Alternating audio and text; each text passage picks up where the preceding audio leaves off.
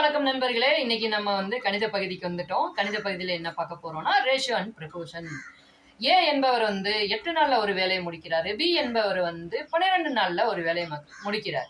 ரெண்டு பேரும் சேர்ந்து என்ன பண்ணாங்க, ஏதோ ஒரு வேலையை முடிச்சு ரூபாய் 200 வாங்குறாங்க. அந்த 200 ரூபாயை எப்படி பிரிச்சுக்குவாங்க அப்படிங்கிறது தான் கணக்கு. வாங்க பார்ப்போம். 8, 12.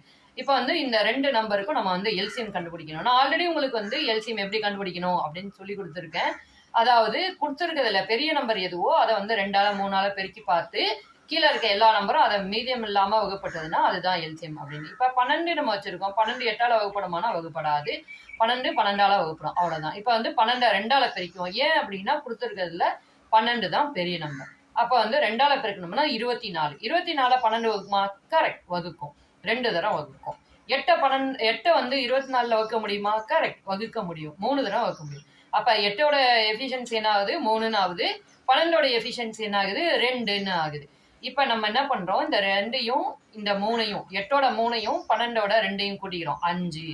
மொத்தமா அவங்க வாங்குற தொகை 200. 200 5ஆல வகுக்கிறோம். 5ஆல வகுத்தோம்னா நமக்கு 20ல 4 5 இருக்கும், 4. மீதி 0 இருக்கு, 0 அப்படியே போட்டுக்கணும். அப்ப 40.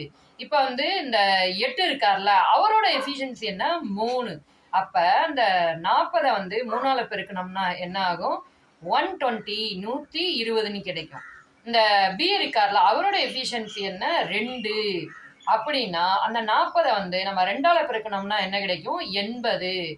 அப்ப குறைஞ்ச நாள்ல அதிக எஃபிஷியன்சியோட வேலை பார்க்குற ஏ அவருக்கு 120 ரூபாயும், அதிக நாள்ல குறைஞ்ச எஃபிஷியன்சியோட வேலை பார்க்குற பி இருக்கார்ல, 12 நாள் வேலை பார்க்குறாருல, அவரோட எஃபிஷியன்சி 2, அவருக்கு 80 ரூபாயும் பகிர்ந்துக்குவாங்க.